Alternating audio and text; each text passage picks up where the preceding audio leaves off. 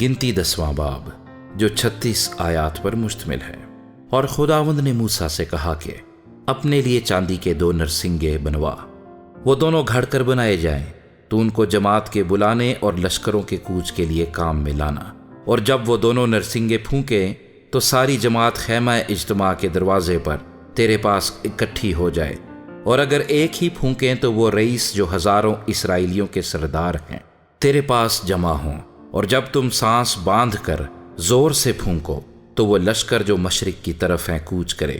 جب تم دوبارہ سانس باندھ کر زور سے پھونکو تو ان لشکروں کا جو جنوب کی طرف ہیں کوچ ہو، سو کوچ کے لیے سانس باندھ کر زور سے نرسنگا پھونکا کریں۔ لیکن جب جماعت کو جمع کرنا ہو تب بھی پھونکنا، پر سانس باندھ کر زور سے نہ پھونکنا۔ اور ہارون کے بیٹے جو کاہن ہیں وہ نرسنگے پھونکا کریں، یہی آئین سدا تمہاری نسل در نسل قائم رہے۔ اور جب تم اپنے ملک میں ایسے دشمن سے جو تم کو ستاتا ہو لڑنے کو نکلو تو تم نرسنگوں کو سانس باندھ کر زور سے پھونکنا۔ اس حال میں خداوند تمہارے خدا کے حضور تمہاری یاد ہوگی اور تم اپنے دشمنوں سے نجات پاؤ گے۔ اور تم اپنی خوشی کے دن اور اپنی مقررہ عیدوں کے دن اور اپنے مہینوں کے شروع میں اپنی سوختنی قربانیوں اور سلامتی کی قربانیوں کے وقت نرسنگے پھونکنا، تاکہ ان سے تمہارے خدا کے حضور تمہاری یادگاری ہو۔ میں خداوند تمہارا خدا ہوں۔ اور دوسرے سال کے دوسرے مہینے کی 20ویں تاریخ کو وہ ابر شہادت کے مسکن پر سے اٹھ گیا۔ تب بنی اسرائیل دشت سینا سے کوچ کر کے نکلے، اور وہ ابر دشت فاران میں ٹھہر گیا۔ سو خداوند کے اس حکم کے مطابق جو اس نے موسیٰ کی معرفت دیا تھا، ان کا پہلا کوچ ہوا۔ اور سب سے پہلے بنی یہودا کے لشکر کا جھنڈا روانہ ہوا، اور وہ اپنے دلوں کے مطابق چلے۔ ان کے لشکر کا سردار امیداب کا بیٹا نحسون تھا، اور اشکار کے قبیلے کے لشکر کا سردار زغر کا بیٹا نتنییل تھا، اور زبولون کے قبیلے کے لشکر کا سردار ہیلون کا بیٹا الیاب تھا۔ پھر مسکن اتارا گیا، اور بنی جیرسون اور بنی مراری جو مسکن کو اٹھاتے تھے روانہ ہوئے۔ پھر روبن کے لشکر کا جھنڈا آگے بڑھا، اور وہ اپنے دلوں کے مطابق چلے۔ شدیور کا بیٹا الیسور ان کے لشکر کا سردار تھا، اور شمعون کے قبیلے کے لشکر کا سردار سوری شدی کا بیٹا سلومیل تھا، اور جد کے قبیلے کے لشکر کا سردار دویل کا بیٹا الیاسف تھا۔ پھر کہاتیوں نے جو مقدس کو اٹھاتے تھے کوچ کیا، اور ان کے پہنچنے تک مسکن کھڑا کر دیا جاتا تھا۔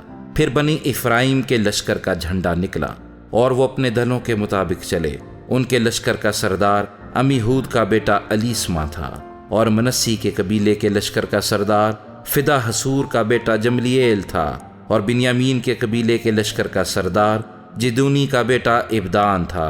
اور بنی دان کے لشکر کا جھنڈا ان کے سب لشکروں کے پیچھے پیچھے روانہ ہوا، اور وہ اپنے دلوں کے مطابق چلے۔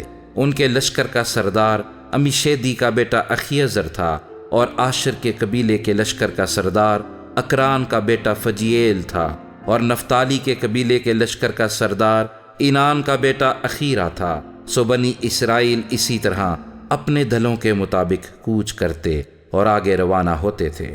سو موسیٰ نے اپنے خسر رویل مدیانی کے بیٹے ہوباب سے کہا کہ ہم اس جگہ جا رہے ہیں جس کی بابت خداوند نے کہا ہے کہ میں اسے تم کو دوں گا۔ سو تو بھی ساتھ چل، اور ہم تیرے ساتھ نیکی کریں گے، کیونکہ خداوند نے بنی اسرائیل سے نیکی کا وعدہ کیا ہے۔ اس نے اسے جواب دیا کہ میں نہیں چلتا، بلکہ میں اپنے وطن کو اور اپنے رشتہ داروں میں لوٹ کر جاؤں گا۔ تب موسیٰ نے کہا کہ ہم کو چھوڑ مت، کیونکہ یہ تجھ کو معلوم ہے کہ ہم کو بیابان میں کس طرح خیمہ زن ہونا چاہیے۔ سو تو ہمارے لیے آنکھوں کا کام دے گا، اور اگر تو ہمارے ساتھ چلے تو اتنی بات ضرور ہوگی کہ جو نیکی خداوند ہم سے کرے وہی ہم تجھ سے کریں گے۔ پھر وہ خداوند کے پہاڑ سے سفر کر کے 3 دن کی راہ چلے، اور 3 دن کے سفر میں خداوند کے عہد کا صندوق ان کے لیے آرام گاہ تلاش کرتا ہوا ان کے آگے آگے چلتا رہا۔ اور جب وہ لشکرگاہ سے کوچ کرتے تو خداوند کا ابر دن بھر ان کے اوپر چھایا رہتا تھا۔